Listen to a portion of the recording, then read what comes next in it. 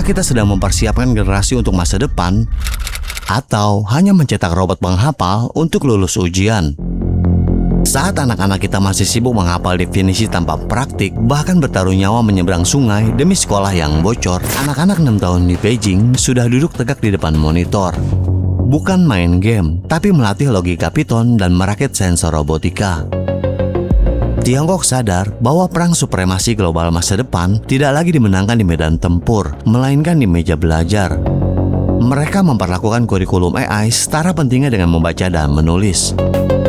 Mereka menciptakan jutaan arsitek digital, sementara kita masih sibuk berdebat tentang sistem zonasi sekolah yang karut-marut. Penerimaan peserta didik baru tahun 2024 bermasalah di sejumlah daerah. Di Tegal, Jawa Tengah, puluhan warga geruduk sebuah sekolah lantaran curiga adanya dugaan kecurangan dalam sistem tersebut.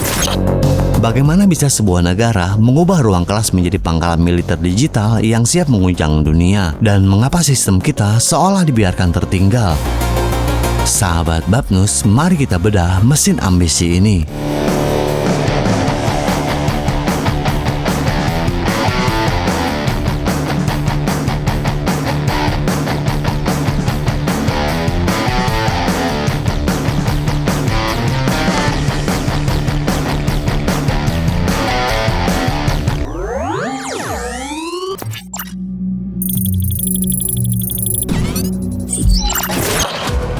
Bagaimana bisa sebuah negara bisa melompat sejauh ini?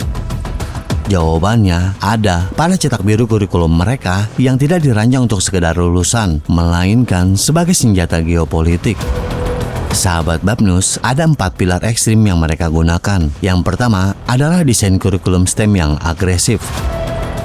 Di Tiongkok, universitas tidak diizinkan membuka jurusan asal ramai peminat demi uang SPP. Semua harus tunduk pada rencana pembangunan 5 tahunan negara.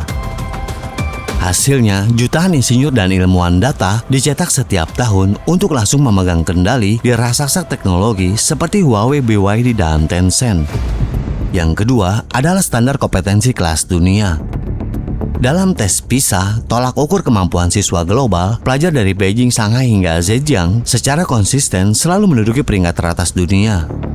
Kemampuan matematika siswa Shanghai bahkan setara dengan 3 tahun masa sekolah di atas rata-rata anak-anak di negara maju. Yang ketiga, anggaran nyata bukan kertas.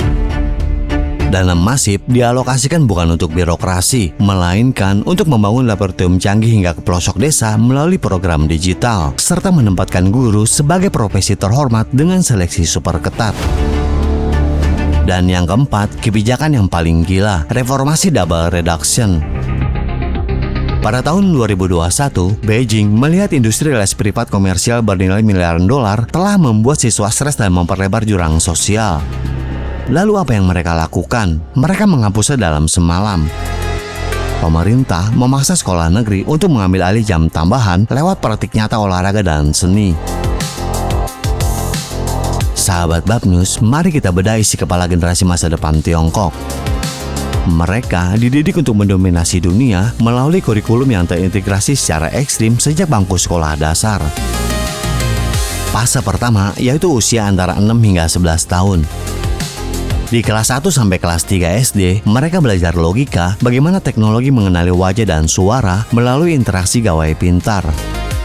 Masuk ke kelas 4 sampai 6, mereka tidak lagi hanya memegang buku teori, melainkan merakit robot modular dan menulis kode pemrograman berbasis blok untuk melatih sensor otomatis. Fase kedua, tingkat SMP, usia 12 hingga 14 tahun. Tiongkok tidak menganggap logistik dan rantai pasok sebagai ilmu administrasi kantoran biasa. Bagi mereka, ini adalah pilar pertahanan ekonomi negara. Pelajar SMP di sana sudah diberi studi kasus nyata dalam matematika terapan, seperti menghitung rute distribusi tercepat dan biaya bensin paling murah untuk mengisi hasil panen ke pelabuhan, serta mensimulasikan bagaimana algoritma menyortir ribuan paket belanja daring agar tidak salah alamat. Fase ketiga, tingkat SMA, usia 15 hingga 17 tahun. Siswa jalur Sains wajib menguasai Python dan C++.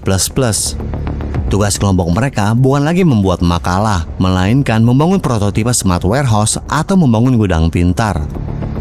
Mereka merakit robotnya, memprogram kameranya dengan AI, dan menghitung efisiensi arusnya sekaligus. 3 disiplin ilmu dihantam dalam satu proyek.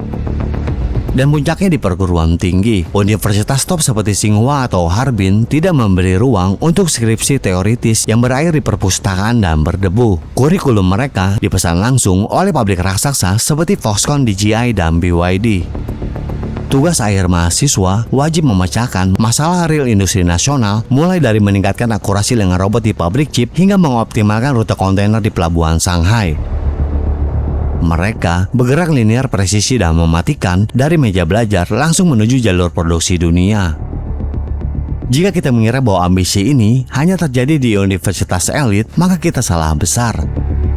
Senjata paling mematikan Tiongkok justru berada di sekolah-sekolah vokasi mereka setingkat SMK.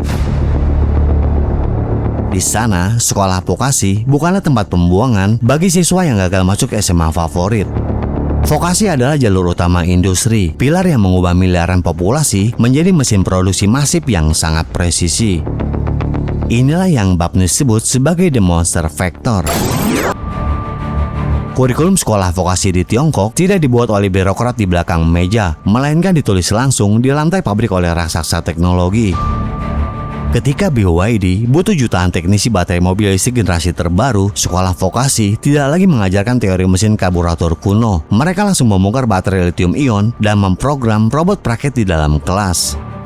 Raksasa seperti Huawei, Tencent, hingga DJI menanam laboratorium canggih lengkap dengan robot humanoid dan mesin CNC mutakhir langsung di dalam sekolah.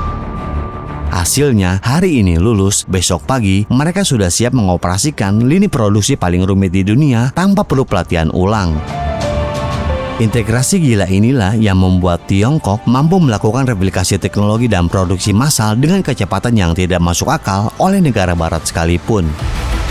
Mereka membangun pabrik manusia pintar yang siap menyuplai kebutuhan industri global. Namun semua pilar teknologi ini mustahil tegak jika pendidikan hanya menjadi komoditas bisnis orang kaya. Disinilah langkah paling ekstrim Tiongkok diambil, menghancurkan kapitalisme pendidikan. Melalui kebijakan double reduction, Tiongkok ingin anak seorang petani di desa dan anak konglomerat di Shanghai memiliki garis start yang sama. Bagi mereka, kompetisi yang adil adalah kunci melahirkan otak-otak terbaik bangsa. Lalu bagaimana dengan biaya kuliahnya? Mengapa universitas megah di sana bisa diakses dengan biaya sangat murah? Jawabannya bukan sekedar subsidi, melainkan riset industri. Apa yang diteliti mahasiswa di kelas langsung dibeli dan dijual oleh perusahaan. Universitas menjadi pusat laboratorium laba, bukan pusat penarikan SPP. Sahabat Babnus, sekarang mari kita berkaca dan tampar wajah kita sendiri. Di saat Tiongkok membabat habis komersialisasi pendidikan, kita di sini justru sibuk bertaruh nasib dengan meroketnya UKT yang mencekik leher. Kampus-kampus negeri seolah dipaksa memeras kantong orang tua demi bertahan hidup. Mengubah ruang kuliah menjadi korporasi dan membiarkan anak-anak cerdas putus sekolah hanya karena kalah kelas sosial.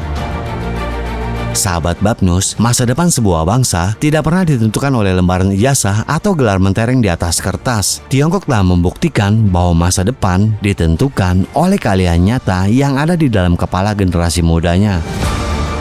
Dunia sedang berlari dengan algoritma dan kecerdasan buatan, sementara kita di sini masih menangkap di jalur birokrasi. Pertanyaannya sekarang, apakah kita akan terus berpuas diri dan bangga hanya dengan melihat angka kelulusan di atas kertas, atau kita harus sudah mulai panik karena sadar bahwa kita telah tertinggal jauh dalam penguasaan teknologi masa depan? Silakan tulis pendapat tajam kalian di kolom komentar kami. Tetap di Babnus, tajam, berani, dan terdepan.